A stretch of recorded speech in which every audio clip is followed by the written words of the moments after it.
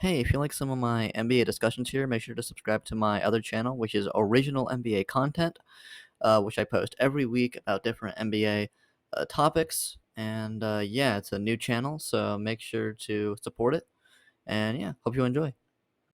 Hi, my name is Lyric, and today we're reacting to These 5 What Ifs Make the NBA Better by Jonny Arnett. So yeah, we're going to look at some interesting what if scenarios in the NBA. Some interesting what if scenarios that I think of. I think the biggest what if in NBA history, one of them, definitely is the 1984 NBA draft. The Rockets had the first overall pick, Blazers second overall pick, Bulls third overall pick, right? The Blazers offered the Rockets a trade to get the what was the trade? Oh yes. So the Blazers offered the Rockets a trade of Clyde Drexler and the second overall pick for Ralph Sampson, who was drafted first overall by the Rockets the year before, had just won Rookie of the Year. So Clyde Drexler and the second overall pick for Ralph Sampson. The Rockets declined the trade because they really valued Ralph Sampson. They declined the trade. But if they had accepted the trade, then they get the first and second overall pick, and now they have Clyde Drexler on the team. The first overall pick, they select Hakeem Olajuwon. The second overall pick, the Blazers pick Sam Bowie. But because the Rockets just drafted a big man, they no longer need another big man, so they draft the next best player, Michael Jordan. So the Rockets were one trade away. If they had just accepted that trade, they would have Michael Jordan, Hakeem Olajuwon, and Clyde Drexler as a big three. And who knows how good that big three would be. I think that would be the greatest big three in NBA history by far. Just a duo of Jordan and Hakeem is the greatest duo in NBA history. Yeah, it would have been absolutely insane. So yeah, just one trade away from that happening. Comment below how many championships you think that team would win. Because I mean that's insane. I mean, that would be going on for so long. But yeah. Now let's get into what if Jonny Arnett is going to talk about. Obviously, credit the creator. Jonny Arnett, go subscribe to his channel. Very much so. Go subscribe to my original channel, too. I make cool videos. Let's get into it. Like this video if you want specifically like NBA videos. I know you still like these NBA videos. And subscribe to get daily NBA content on both my channels. Well, daily NBA content on this channel. Weekly NBA content on my other channel. Let's go. There have been numerous instances in NBA history where the league or a player within the league got the fans' hopes up with something they said or promised. But unfortunately, those hopes never became a reality. Here's my 5 biggest instances where the NBA let the fans down. Number 5. LeBron James's dunk contest promise. LeBron James is one of the most powerful and ferocious dunkers LeBron should have been, ever seen. His incredible. I hate how big name players don't play in the damn dunk contest anymore. Ja Morant, why are you not in the dunk contest? It makes no sense. Anthony Edwards, get in the damn dunk contest. What are you doing? Like, oh, I'm so high and mighty. I'm too fucking good to be in the dunk contest. Motherfucker, Michael Jordan played in the dunk contest. Dominique Wilkins, Vince Carter, Kobe Bryant. You know, some of the greatest players of all time are in the damn dunk contest. Why the fuck are you just, like, not being in the dunk contest? I think it started with LeBron. I think it started that LeBron not being in the dunk contest set the precedent for big name players not participating in the dunk contest. So I think the biggest loss here was not just seeing LeBron in the dunk contest. That would be great, mind you, because he's a fantastic dunker, but also that you set the precedent. So I agree with this one. And his astonishing ability to finish above the rim haven't just been displayed in actual basketball games, but he's even been known for putting on a show during warm-ups as well. This has resulted in LeBron being one of the most desired participants for the dunk contest ever since he started. Oh my God, do you see that? In 2003. Well, in 2009, the NBA was especially struggling to create interest for the NBA's dunk contest and was desperate to relive the glory days, where some of the greatest players in the world competed. So in the middle of the 2009 dunk contest, Cheryl Miller interviewed LeBron and asked him point blank if he was planning on participating in the dunk contest the following season. And LeBron said the following. With the Wells Fargo active cash... You didn't see anything? I am definitely rich and have YouTube Premium. Dude, I can't believe YouTube is not allowing you to use the ad blockers anymore. I can't believe it. Absolutely terrible. But they can't... Okay, so I'm not gonna go after YouTube in the middle of my NBA video, but yeah. Right now, I'm preliminary putting my name in the 2010 dunk contest Saturday night. LeBron James is saying that in 2010 in Dallas Stadium, primarily I put my name in the dunk contest. Obviously, LeBron Liar. didn't actually go on. LeBron be capping his ass off so much, man. It's actually insane.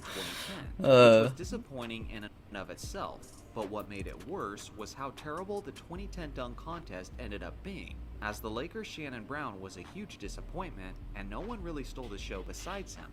The funny thing is, he could still make it right and put on a show in the dunk contest if he really wanted to. Number 4. Wilt Chamberlain versus Muhammad Ali in the boxing ring.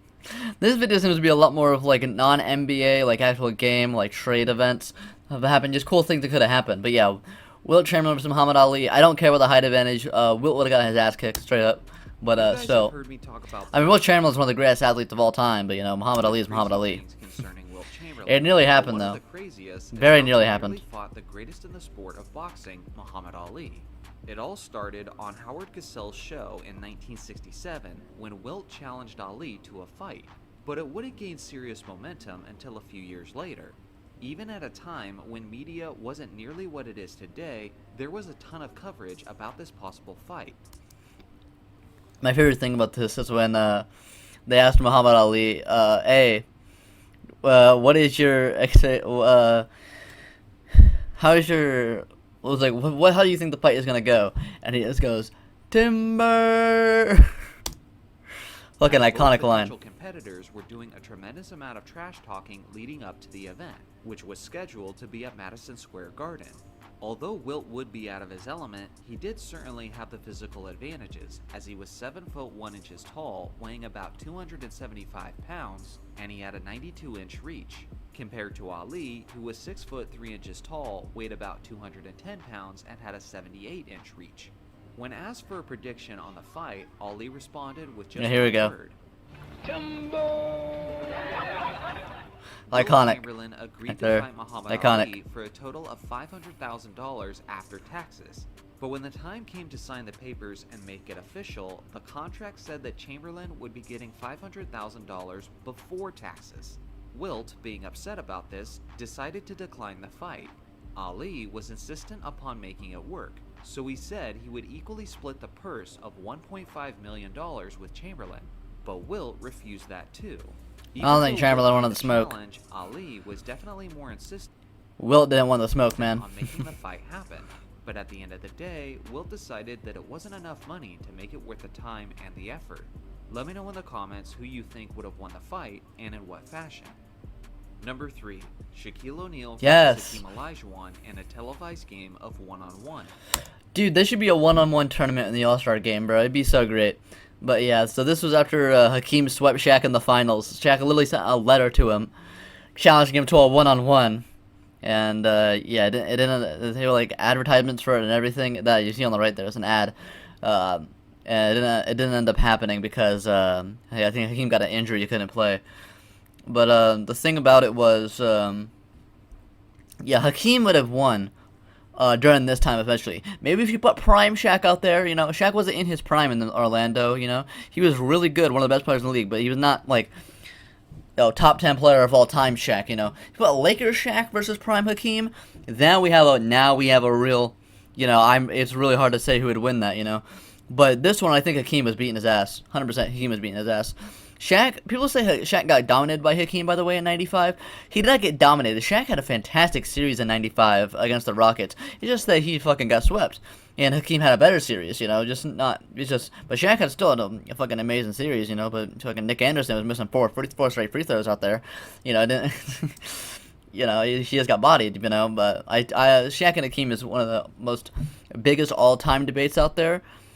And I think people would have been saying so much shit about Shaq if he lost to Hakeem in the 1v1, even though he wasn't fully in his prime. And it's just a 1v1. It's not like who's a better player. But, yeah, Hakeem, I think Hakeem would have won. In 1995, Shaq and Hakeem... I don't know who I think is better all time, though, Shaq or Hakeem. It's really close. We're at the center of the debate for the title of the best big man in the... I'm probably going Hakeem. But Hakeem basically squashed that debate as soon as... Maybe I'm going Shaq. I don't know. It's super close. Super close. Shaq's Magic and Hakeem's Rockets. but it was hardly a contest as the Rockets swept the Magic in just 4 games. Although both centers played extremely well and each put up strong numbers, it was clear which big man had firmly established himself as the man on top of the basketball world. This narrative didn't sit very well with the Diesel, who said he believed that he was still the better big man.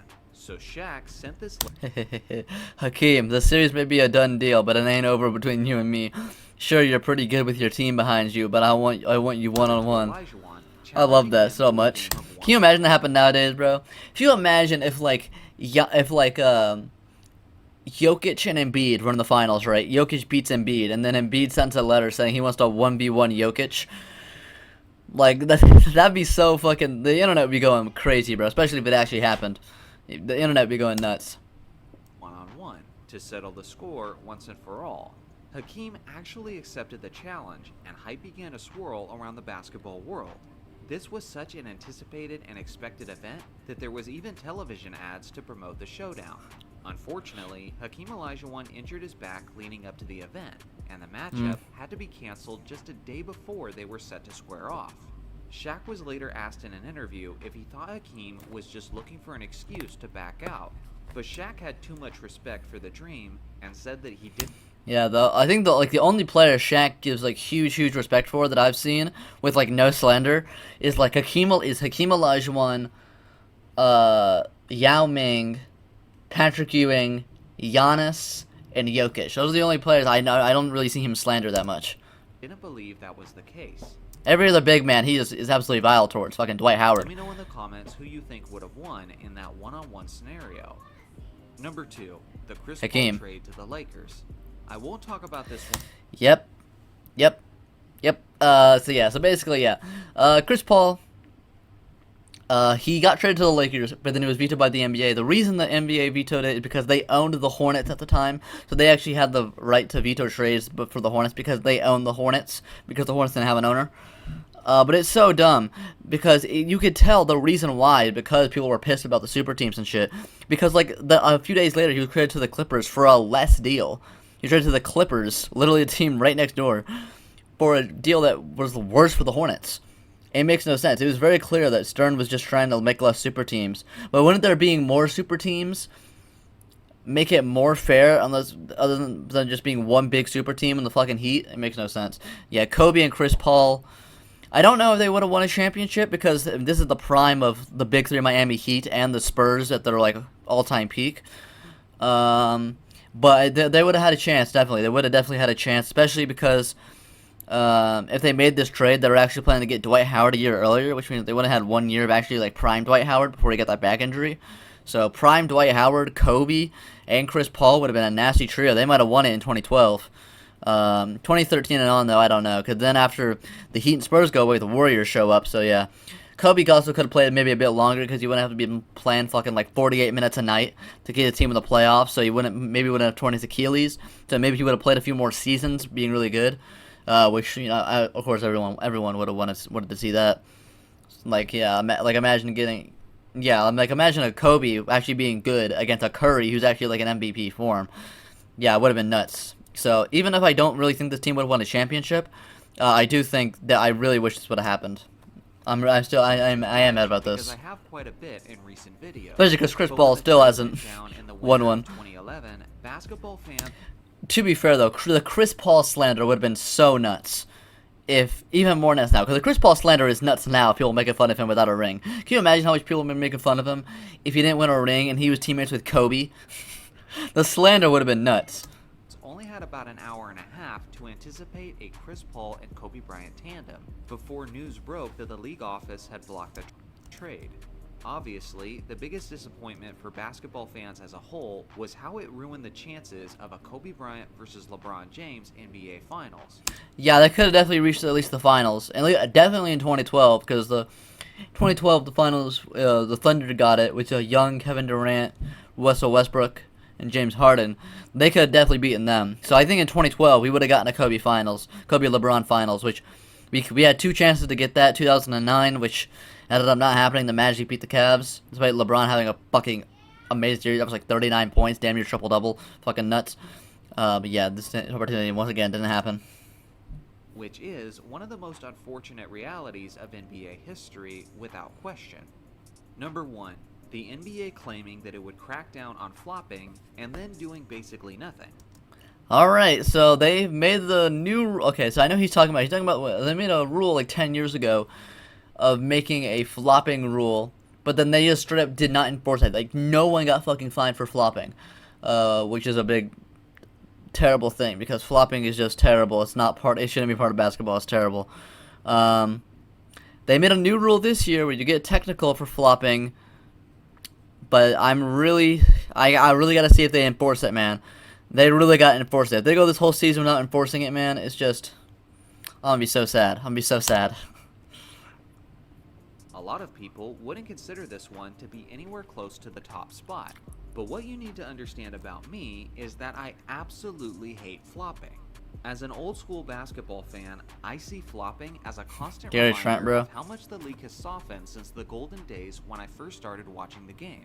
I don't really blame the players though, since flopping does give them a competitive Both of them. It gets the other team in foul trouble, it can make a regular foul look like a flagrant, and in the cases of guys like James Harden, it can earn you a lot of easy extra points at the free throw line. Joel Embiid. It's not like guys didn't flop back in the day, because trust me, guys like Vlade Divac and Danny Ainge were frequent floppers, which is a big reason why I didn't like either of them. But throughout the years, it's only become worse and worse, as it's now a regularly practiced strategy on a widespread level.